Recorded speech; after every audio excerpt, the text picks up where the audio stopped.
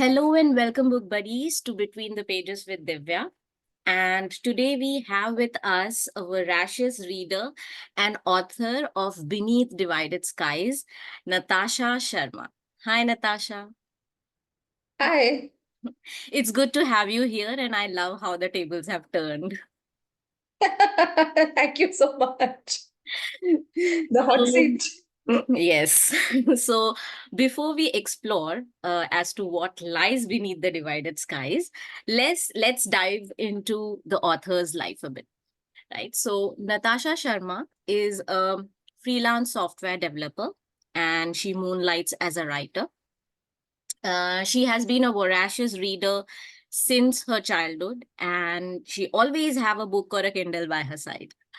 She calls herself a true feminist and she's passionate about creating awareness on gender inequality and other social issues.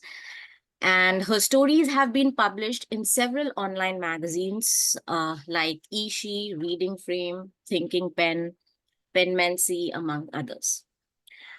She also contributes her op-ed pieces and articles, which can be read in web portals such as Money Control, She the People, and Women's Web. She is a proud participant of the Humanity Project by Tessenda Publication, which has fetched them a mention in the Asia Book of Records. So last year, her winning story was featured in the Ishi and Embassy Books joint venture, a paperback, and everything changed after that, I believe. So in Yeah. 2022, winning stories have been featured in Existing Loudly, Volume 3 by the Right Order Publications and The Runner's Tribe by the Impishlas. So we know we have a very talented person out here today. Thank you. Right. So, Natasha, moving on to your recently launched book, Beneath Divided Skies. What was the idea or what was the spark that, ignited the idea for Beneath Divided Skies? And was this related to a particular event or inspiration? Because I also can see that it's based on true story, on a true story. So, what was it that ignited that spark? Um, the thing is that my parents both are migrants, having moved to India before the writing started. So when I was younger, I was always very fond of my aunts and uncles, and usually was found chatting with my grandparents. And so they used to tell me stories about the partition, of course, a very watered down version of it. And hearing those stories, there used to be a tiny whisper inside me that would say that I want to find out more about it. But then life happens, and one kind of moves on, and it sort of went on till the pandemic hit us, and when I had a lot of time, like most of us. And then that little tiny whisper, it grew in strength, and it just wouldn't shut up. And that's when I started recalling the kind of memories I had with my grandparents, my aunts, my uncles, where they told me different anecdotes of their lives. And I felt that, there was, the partition has a lot of uh, nuances associated with it that we don't learn it in school. When we learn about partition and history in our textbooks, it's mostly about the ghost trains or the direct action, very milestone events. There is a lot that goes unsaid. A lot of stories have remained unheard, and that's where the idea germinated, and it sort of took root, and finally it's out in a book form now. Yes, so because there's a lot of buzz uh before also when it came out, like we all knew, as we all belong to the same circle of a lot of Writers, writing right? communities, so we all knew that something is cooking, but then again it was like don't know what. And so but um it was a pleasure to have seen that book coming out. So Thank you. now, moving forward, there are many. books written, like whether it's fiction or non-fiction, um, in the with the background of the Indo-Pak partition, which happened after 1947. So why did you think that this topic which you have written, or uh, will relate with the readers, or how you thought that this topic can be a book which can be covered, because there are many in these lines. You're absolutely right. The partition conjures up very, very real, very tragic images in our mind. And while I have used the partition as a backdrop against my novel, the idea behind it is to talk about traumatic events, other traumatic events, which have unfortunately fallen through the cracks. uh, the partition is it's such a moving event in our Indian and Pakistani histories. Is that smaller events that happened uh, in parallelly or as a result of the partition, they don't really get a mention in the popular fiction world. And so, which is what prompted me to write about the whole the content of the book. This is not a novel that is centered around the partition, but it relies very heavily on the aftermath of the Rescue and Restoration Act that sprung from the partition. So, despite having a lot of literature, fiction as well as non-fiction, as you very correctly mentioned, very few books, maybe there is just maybe other side of the silence, which talks about how the partition affected the gender. I mean, how did it affect the genders across? So this is what I wanted to bring about. This specific subsection of the partition is what I wanted to talk about. So, right as I thought, I think there is something different to look after in your book apart from the Indo-Pak partition there. So, you mentioned about the Rescue and Restoration Act. So, uh, what exactly is the act about, and how do you think it impacted the lives of people who were there, or of So women when the basically? So when the writing started in in May March, it started in full swing in March of 1947, and a large, as in a vast number of women were abducted and taken across the border. Not only were they just abducted, they were also forced to convert to the other religion, and they were married off to their abductors. So, and at home, their families would put out advertisements in the newspapers, upload social workers to find these women. And this sort of set off a motion of, sort of the ball rolling, as it was an immense human rights violation. And that's where, even though this, I think sometimes after September, the governments of India and Pakistan sort of got back together and they came up with an agreement, which was initially called the Inter-Dominion Treaty, which said that all women who have been forcibly married off to different religions since March, they would be brought back to their country of, I mean, basically the country of their religion at birth. So if I'm a Hindu girl who's been forcibly married off to a Muslim man, I would be brought back to India, and vice versa, Hindu or Sikh, whichever. And what this act aimed at doing was primarily it wanted to get the women who have, you know, who have been lost and get them back to their country.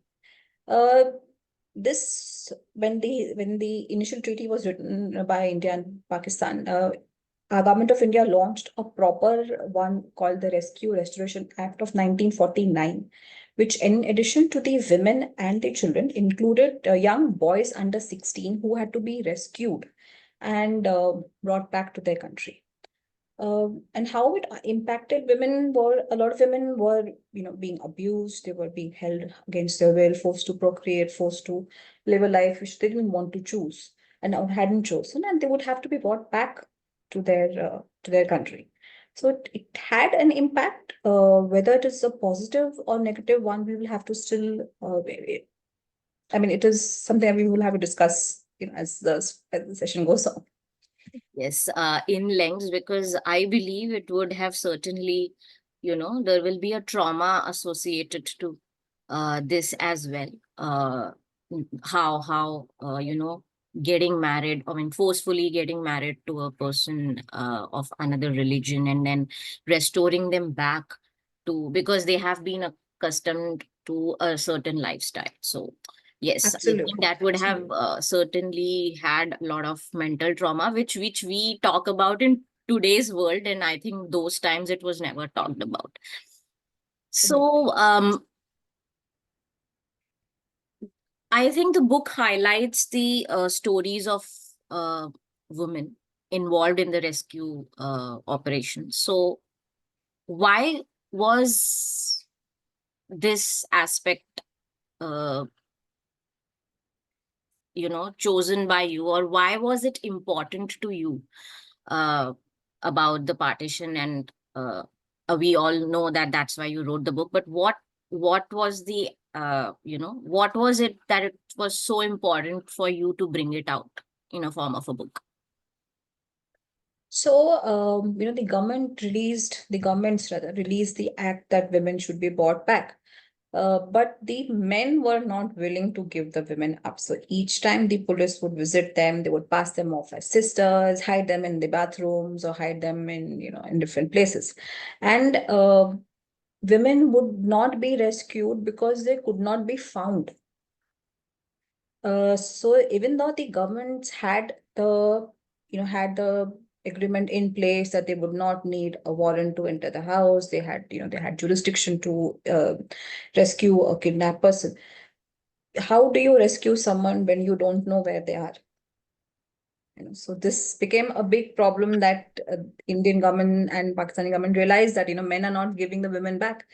And to set this problem straight, some of the social workers would have to actually go undercover, maybe as uh, refugees themselves, or other aspects, to go undercover, talk to the other women in the community, and find out through them where a Hindu or a Sikh or a Muslim woman is being brought into their community. And one thing that's very interesting to note is that these women who would go undercover were not only risking their own lives, because they could also become a statistics to the problem they're trying to solve. And this whole aspect of women banding together to save other women, it always makes compelling reading, because it is so relatable for us. And history has always taught us that women do support other women. And using this very specific slice of history, I wanted to talk about um, basically the stories that have got lost in the crimson colors of the partition. It's important to understand that some women and men both did risk their life, quote, danger, just to save hostages from a life of misery. And it's commendable in my eyes, and it needs to be heard. It needs to be told that not all heroes wear capes, not all heroes have certain bat mobiles or whatever that they do. There's True. some of them are just ordinary human beings who have also undergone trauma, but have sort of risen above it to prevent others going through the same thing. So uh, I believe there would be women also who would not be you know uh, who would not be willing to uh, do what they were supposed to do. So, anything Yes. you came across in your research which highlighted this aspect of it? Yes. So that's why when I spoke about the act earlier, I mentioned that it had its heart in its right place. It had good intentions, but they were sort of misplaced intentions to a large extent. The law stated that women who have been forcibly married into marriages, so which were forcibly married into with their abductors, and they would have to be taken back to their country, never asked them really what they want. So the agency of the rescuee was never really taken into account. I mean, it was taken into account. So I cannot say that it wasn't taken into account at all. I mean, women could sign an affidavit saying that they want to stay back with their husbands, but even those voices were not always listened to, because women's voices are usually adjusted as per the external forces of males. So, they would not take the voices correctly. And what impacted the women more was, so for example, I was a Hindu woman who was converted to Islam, and I had children with my abductor. Now, if I had to move back to India, I could not go with my child or children. Because they were citizens of Pakistan. So I would have to leave them behind and go back to a country where possibly I had no one, because don't know if my family survived. And even if they survived, the Hindu families were not very eager to take women who had been living somewhere else back into their life.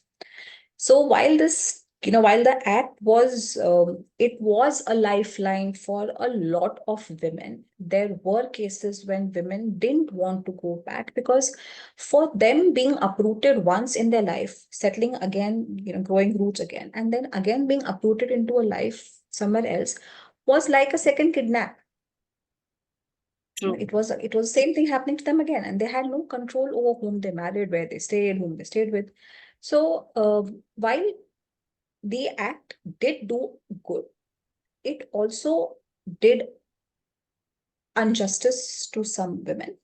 And social workers often, they sort of debated with this problem, because as a law obeying officer or officer of the law, you cannot take decisions that go against the government. But as a woman, I understand that, that the woman doesn't want to go back, and I'm forcing her to go back.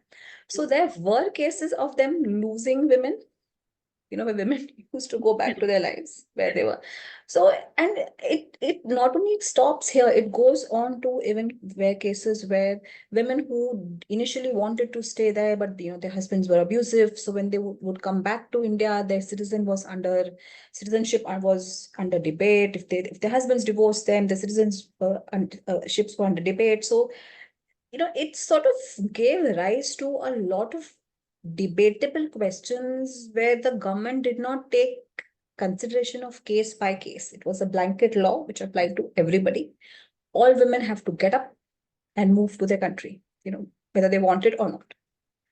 So, So, uh, so do you think it would have changed much, as you rightly suggested that women were not eager to move because they had their children who were the citizens of that particular country. So, um, would have been may like if the law would have stated that the woman can, you know, or the children can accompany their mother, would have been would there have been any difference, and would that law have empowered women in that case?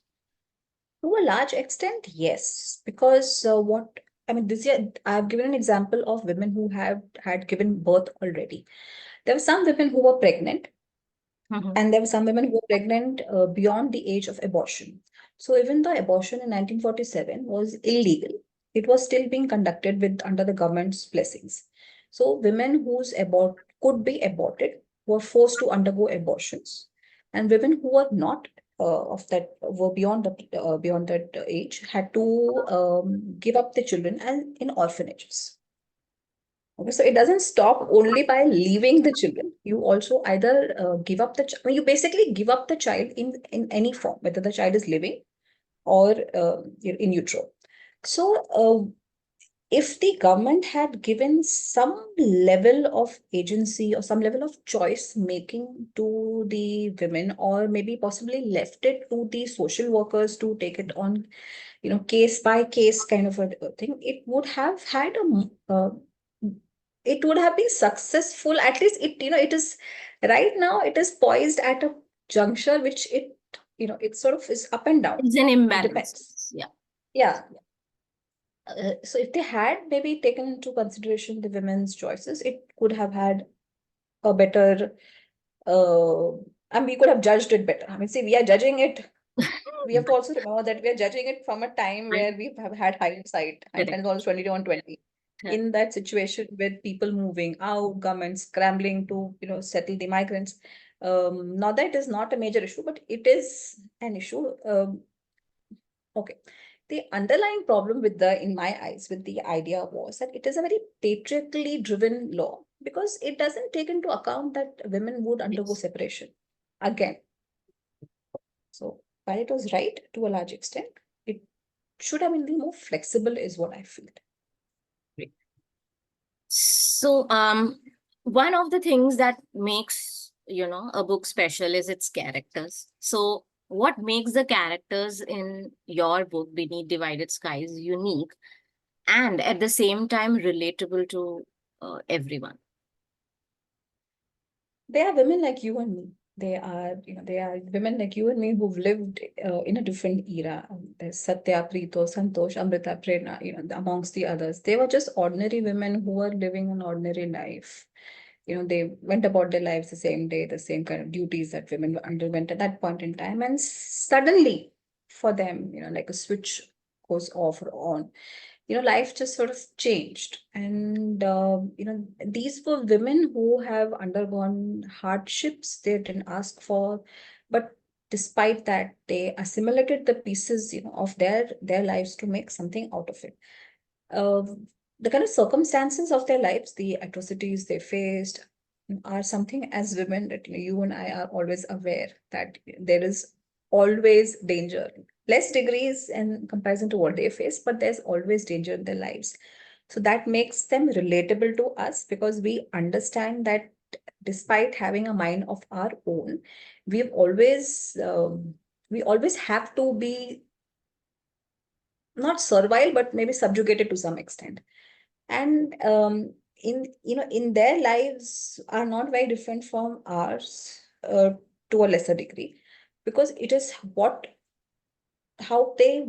became of them, after the partition happened. These women didn't just stop at being victims or just didn't stop at being survivors. They went a step ahead and became something like rescuers. They wanted to give back, band together, which is a common theme when even if you look at us, you and I, we are two women who are trying to help each other out. So the idea is to Correct. that women Support. across, Yeah. yeah. And what makes them unique is, as I said, they've made something.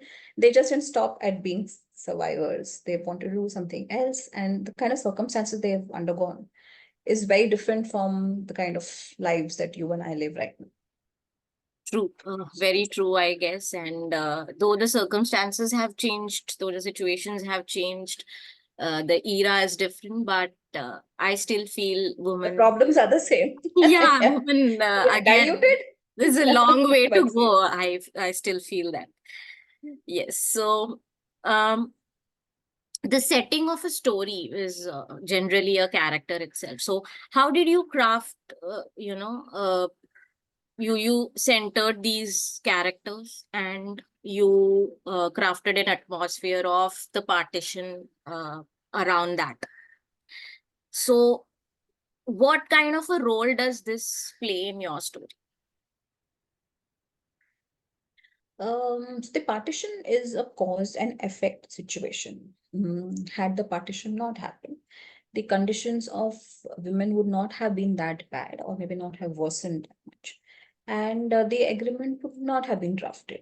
So, in my story or my novel, partition actually is sort of the catalyst that sets things off, and I use it in my book, but I don't really get into the who's or the whys or the politically driven reactions to it, because for me it didn't really make an impact in the story, but it had happened. Whether why, how, whether it could be avoided, whether it should have been avoided, it didn't matter, because we as in the women were suffering the aftermath of the partition. So examining its causes or genesis didn't really matter to me. And so for me, the partition was always as a backdrop. To create the atmosphere, I had to rely a lot on verbal anecdotes, stories people told me. I know people who have experience the partition. Some of them were maybe about the age of 14 at that time. So, what clothes people wore, what languages did they speak, what was the mode of communication, how did they travel, what food did they eat. It's very important to know these aspects because it puts you in the proper frame of mind to write. And not only did I speak to people who migrated from West Punjab to out here, but also to people who stayed in India. So I had a lot of family friends who always were in India when the partition happened. So even from them, I understood the kind of culture that was prevalent in India at that time. What kind of food did they eat? Which was surprisingly not wheat, as I would have thought it is. It was mostly barley and ragi, and not maybe not ragi, but maybe barley and jawar, bajra kind of, grains. It was only when the refugees sort of came in that, the dietary habits of Indians moved towards rice and wheat, because which was primarily grown mostly in Punjab. That's how it came into India. So while by talking to people who were in India when the partition was declared, it gave me a sense of what the migrants expected or experienced when they actually came to India. Because for them, it was it was an absolutely unknown, unfamiliar place that they've landed in. They didn't even the languages were fairly different. I mean, Hindi was maybe Urdu was spoken more in India and in Punjab, Pakistan, what is now Pakistan. It was always Punjabi. So it sort of sets the context. I may not have used it in the book, but it sort of made me understand how the atmosphere would have been for someone who's asked to leave their house, lives, like everything, and move into a place where people look the same, but they talk different, and the atmosphere for them is different. Actually, So it's very amazing. disheartening. Yeah, but uh, I think you answered half of what I was about to ask next.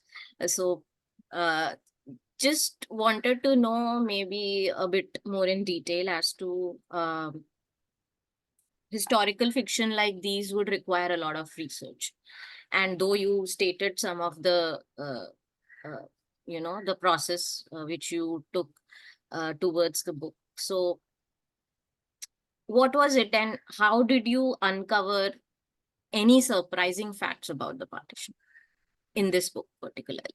In this book, um I read a lot of books which are related to partition, fiction as well as non-fiction. I read about Delhi. I read about how 98% of Delhi was emptied out during the partition, and how, when the influx of the Indians came across the border, how the government didn't have places for them to stay, and how, areas, how basically the map of Delhi changed.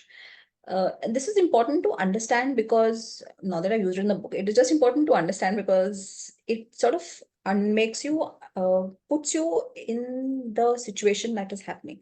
The governments were, how they were building shops for the migrants, how the government was settling the migrants, what kind of thing. So there are a lot of books that are there, a lot of white papers that are there which deal with, how migrants were settled, how the whole process played out. And also, since my own grandparents had moved, so I asked them, I didn't ask them now. I asked my mother, how did they, settle it?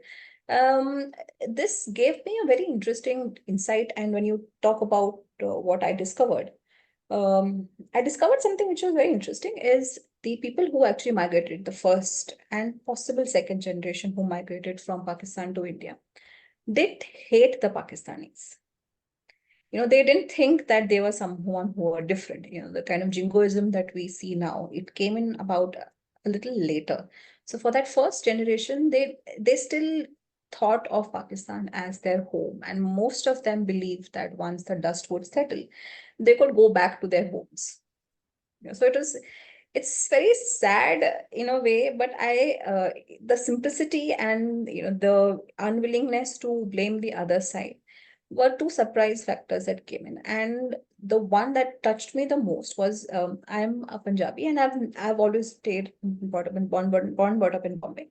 I didn't really have a lot of experience, touch, and I always viewed Punjab as, how others viewed the one note bhangra rap, that kind of a that kind of a viewpoint that I had. And it's only when I started doing my research is when I realized that Punjab was so and is so much more than what we see when it comes from a classical point of music or when it comes from the kind of stories that come from Punjab. So for me, that has been the reconnection to my roots is the biggest surprise for someone like me who's Uh, half a Maharashtrian. we all are. I think this generation is not, I mean, Yeah. obviously uprooted from their native places. Right. So we are in for a rapid fire, a quick rapid fire, and I hope you enjoy it. Enjoy it. The Absolutely. core. Yeah, even I am excited about it actually. Right. So here we go. So Okay. describe your writing style in 3 words. Methodical, chaotic, research driven. Paperback or ebook? Ebook. Because I read very fast. Tea or coffee while writing? Tea in the morning, coffee while writing. The last book you read? The last book I read was, gosh, I can't remember. It was actually, it would be my book because I just read it before I sent it. Totally So, yes, agree. I must say my book. Can I see it? Yeah, Great, great. Yes, yes, yes. We could see that. Great. So, a favorite character from your book? Ikankar. I feel he's the most underplayed character. I really feel I should have done a little more justice to him, but yeah, what can I say? So, are you a plotter or a pantser? Plotter to some extent. Okay. Though I think I know the answer for this, but still I'm going to ask fiction, non-fiction, or poetry? Oh God, fiction all the way. All the way. I mean, I don't read either of the. I mean, I do read fiction and poetry, non-fiction and poetry both. But given a choice, it's always going to be fiction. I knew the answer any which ways, right? Software developer, reader, or writer? A reader, always, always a reader. Okay. Favorite line or quote of any author which you like? Tomorrow's Another Day by Red Butler, and I think Gone with the Wind. No, not that, not Red Butler. Sorry, that is Red Butler says, "Frankly, my dear, I don't give a damn." Sorry, frankly, my dear, I don't give a damn. Yeah, that's Red Butler. All right. I was expecting something else, but no worries.